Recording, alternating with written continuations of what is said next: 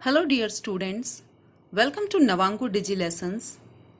Students, आज हम John Milton की एक बहुत ही फेमस पोएम पढ़ने जा रहे हैं जिसका नाम है on his being arrived at the age of 23, जिसका मतलब है उसके 23वें वर्ष में पहुंचने तक। ये जॉन मिल्टन की एक बहुत ही फेमस पोएम है। चलिए सबसे पहले पोइट के बारे में जान लेते हैं। John Milton is one of the most famous poets of the English language. John Milton जो हैं वो इंग्लिश लैंग्वेज के फेमस पोइट्स में से एक माने जाते हैं। Even though his works are not many, हालांकि उनकी रचनाएं बहुत ज्यादा नहीं हैं। He is considered the greatest writer in English literature. उन्हें इंग्लिश लिटरेचर में ग्रेटेस्ट राइटर के तौर पर जाना जाता है। In John Milton's works, we can see the problems of the English society and his own too. John Milton के works में ज्यादातर इंग्लिश सोसाइटी की प्रॉब्लम्स या फिर उनकी खुद की प्रॉब्लम्स की झलक देखने को मिलती है। जॉन मिल्टन जो हैं वो एक बहुत ही महान पोइट रहे हैं इंग्लिश लिटरेचर के। यूं कहें तो शेक्सपियर के बाद अगर कोई सबसे ज्यादा फेमस पोइट रहे हैं इंग्लिश लैंग्वेज में तो वो जॉन मिल्टन ही हैं। जॉन मिल्टन को एक सबलाइम पोइट कहा जाता है इंग्लिश लिटरेचर में। सबलाइम मतलब होता है कोई परम उच्च कोटि के जो पोइट हैं वो माने जाते हैं। इन्हें master of the grand style भी कहा जाता है, यानी कि जो स्टाइल होती थी वो बहुत ही शानदार होती थी। इन जॉन मिल्टन्स वर्क हमें जो है इंग्लिश सोसाइटी की प्रॉब्लम्स और उनकी खुद की प्रॉब्लम्स देखने को मिलती हैं। इस पोएम में भी कुछ ऐसा ही दर्शाया गया है। Such a poem is on his being arrived at the age of 23। आज की ये जो पोएम है on his being arrived at the age of 23, इसमें भी उन्होंने अपनी प्रॉब्लम के बारे में ही बात की है। यानी कि ये जो पोएम है ये ऑटोबायोग्राफिकल टोन में लिखी गई है। Because it shows the concern that Milton had about his career, क्योंकि इसमें उस चिंता को व्यक्त किया गया है जो मिल्टन अपने करियर को लेकर फेस करते हैं व्हेन ही वॉज यंग, जब वो युवा थे। And still hadn't chosen his own way in life, और वो अपनी जीवन में अपने करियर में जो प्राप्त करना चाहते थे वो नहीं कर पाए। इसका रिग्रेट भी वो इस पोएम में शो करते हैं। In this famous work of his, we don't see a celebration of a birthday, but a problem that the young gentleman faces as time passes by। इस पोएम में बर्थडे के celebration की बजाय उस problem के बारे में बात की गई है जो एक यंग जेंटलमैन फेस करता है समय के बीतने के साथ। यानी कैसे उसकी लाइफ में तेजी से समय बीतता जाता है और वो अपने लाइफ के जिस पड़ाव पर जो प्राप्त करना चाहता था वो नहीं कर पाता है। तो उस प्रॉब्लम के बारे में बात की गई है, ना कि किसी बर्थडे के सेलिब्रेशन के बारे में। चलिए अब हम अपनी पोएम की थीम जान लेते हैं। On his being arrived at the age of 23 is a wonderful sonnet written by John Milton। आज की जो पोएम है On his being arrived at the age of 23, ये एक बहुत ही खूबसूरत सोनेट है। सोनेट एक प्रकार का पोइटिक फॉर्म होता है, यानी सोनेट एक प्रकार की पोएम जिसमें 14 लाइंस होती हैं। फर्स्ट जो 8 लाइंस होती हैं उन्हें ऑक्टेव कहा जाता है और रेस्ट ऑफ द जो 6 लाइंस होती हैं उन्हें सेस्टेट कहा जाता है। यानी जो 14 लाइंस की पोएम है वो सोनेट होती हैं।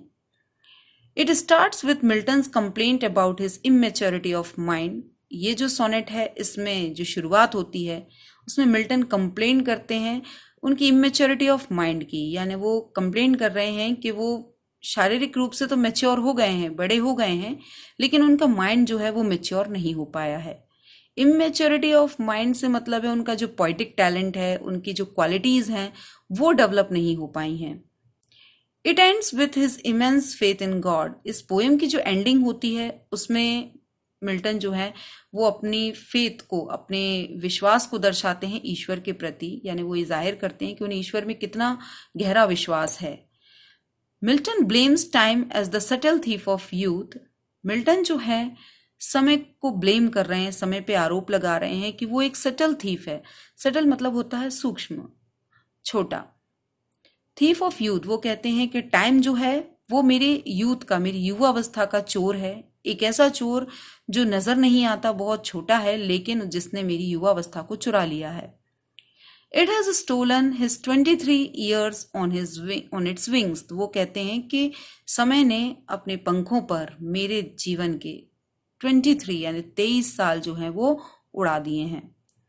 Spring comes late into his life. उनके जीवन में वसंत ऋतु देरी से आई, यानी उनका पोएटिक टैलेंट, उनकी क्वालिटीज जो है वो डेवलप नहीं हो पाई। It does not bless him with any output. Spring ने उन्हें कोई भी आउटपुट नहीं दिया, यानी वो खुद तो 23 साल के हो गए, लेकिन उनका जो पोएटिक टैलेंट डेवलप होना चाहिए था, जो मेंटल क्वालिटीज डेवलप होना चाहिए थी, जो विश्व के सामने आना चाहिए थी, वो नहीं आ पाई। His immature appearance adds to the trouble. उनकी ये जो अपीयरेंस है इमेच्योरिटी की, उसने उनकी समस्याओं को और भी ज्यादा बढ़ा दिया, इससे उनकी ट्रबल्स और भी ज्यादा बढ़ गए। His inner talents remain unknown to the world. वो कहते हैं उनके अंदर के जो टैलेंट्स थे वो वर्ल्ड के सामने नहीं आ पाए, लोगों के सामने जाहिर नहीं हो पाए। The worry about not achieving anything depressed Milton very much. और कुछ ना अर्जित कर पाने का जो फीलिंग थी, जो चिंता थी, उसने मिल्टन को और भी ज्यादा डिप्रेस्ड कर दिया। He realises that he should achieve something great with the grace of God. वो कहते हैं उन्हें रियलाइज होता है कि उन्हें ईश्वर के आशीर्वाद से अपनी लाइफ में कुछ ना कुछ महान तो अर्जित करना ही चाहिए था, जो वो नहीं कर पाए। इट माइट बी लेट और अर्ली। किसी की लाइफ में ये बहुत देरी से होता है, किसी की लाइफ में बहुत जल्दी, यानी जो वो प्राप्त करना चाहता है कोई भी व्यक्ति, किसी की लाइफ में कोई व्यक्ति बहुत जल्दी वो चीज अर्जित कर लेता है, कोई बहुत देरी से प्राप्त कर पाता है। His work might be small और बिग। किसी के कर्म बहुत बड़े होते हैं, किसी के बहुत छोटे होते हैं। He was confident that he will succeed with the will of God. लेकिन उन्हें बहुत कॉन्फिडेंट था, बहुत विश्वास था कि वो जो प्राप्त करना चाहते हैं अपने जीवन में, वो ईश्वर की इच्छा से जरूर प्राप्त कर लेंगे, ऐसा उनका कॉन्फिडेंस था। This poem was written in a sonnet form. ये पोएम एक सोनेट के फॉर्म में लिखी गई है, यानी इस पोएम में 14 लाइन्स हैं। फर्स्ट 8 लाइन्स जो हैं वो ऑक्टेव कही जाती हैं, और बाकी की जो 6 लाइन है उन्हें सस्टेट कहते हैं।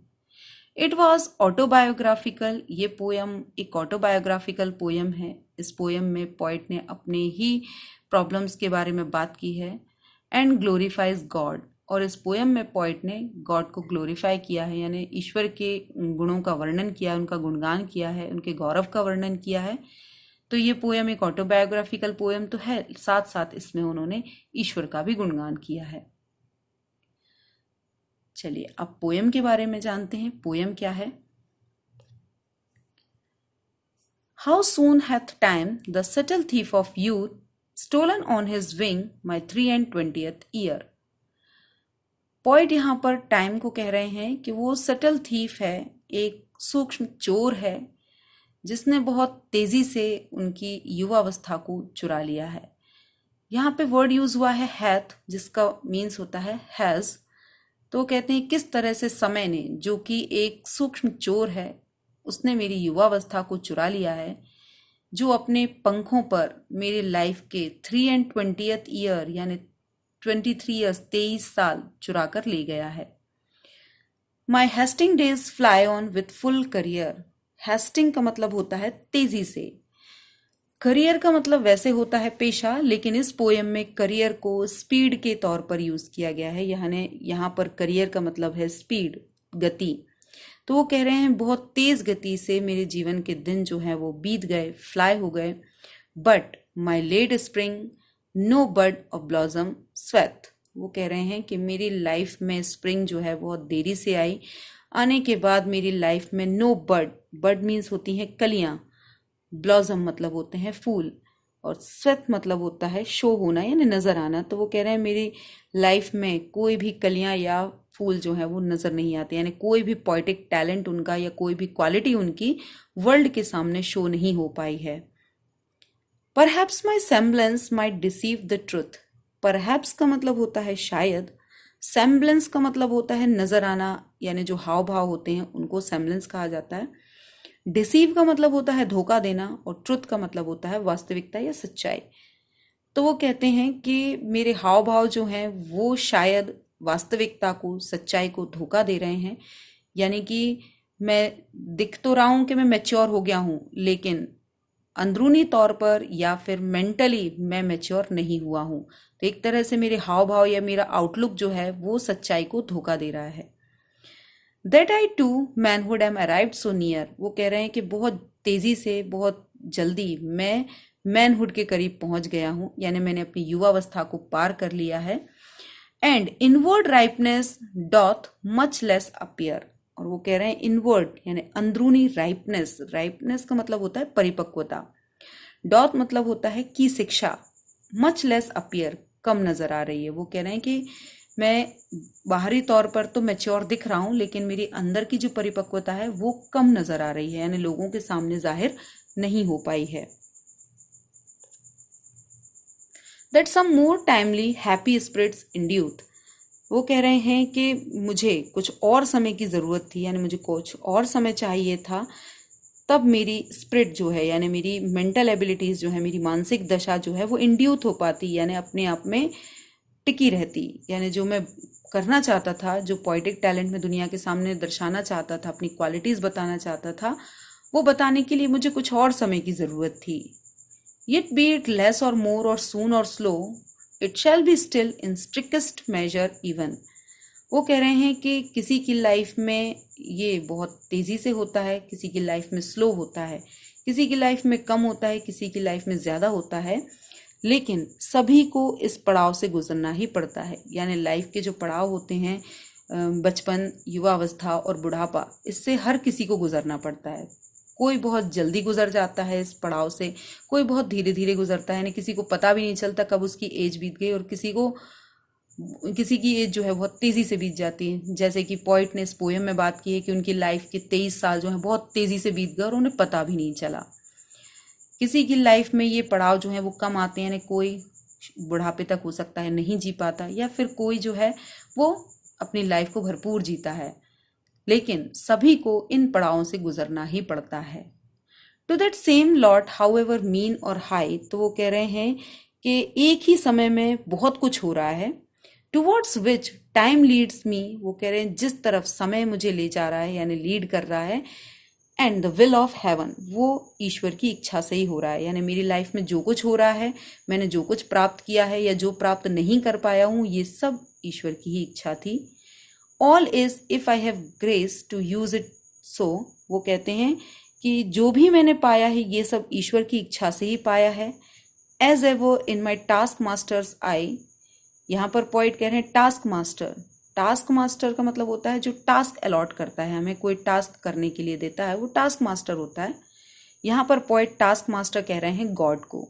तो वो कह रहे हैं कि जो भी ईश्वर की इच्छा होती है वही होता है, कोई भी इसे नकार नहीं सकता, यानी टास्क मास्टर के टास्क को कोई नकार नहीं सकता, वो सभी को करना पड़ता है।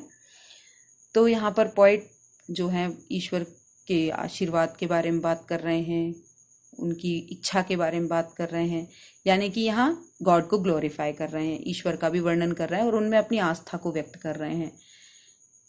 तो ओवरऑल अगर हम देखें तो इस पोयम में पोइट ने बात की है कि वो ब्लेम कर रहे हैं समय को कि उसने उनकी युवावस्था को, उनकी लाइफ के 23 साल को बहुत तेजी से चुरा लिया है, कि उनके 23 साल जो हैं बिना सूचना के, उन्हें बिना इन्फॉर्म किए हुए बहुत तेजी से बीत गए, और जिसकी वजह से वो अपने गुणों को नहीं संवार पाए, उन्हें इतना वक्त नहीं मिला, उनकी परिपक्वता जो है वो समय के अनुसार नहीं डेवलप हो पाई, उनका शरीर हाव भाव जो है वो तो मैच्योर हो गया, लेकिन उनकी जो अंदरूनी क्वालिटीज़ थी, उनका जो पोइटिक टैलेंट था वो डेवलप नहीं हो पाया।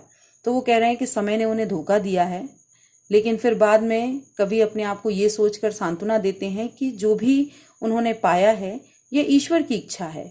जो भी कोई करता है, जो भी कोई पाता है, या जितना भी कोई जीता है, ये सब ईश्वर की इच्छा है। कोई भी ईश्वर की इच्छा को नकार नहीं सकता, उनके आदेश को मना नहीं कर सकता, और कुछ भी उनकी आंखों से बच नहीं सकता। आई होप स्टूडेंट्स आपको ये पोयम अच्छे से समझ में आई होगी। Thanks for watching.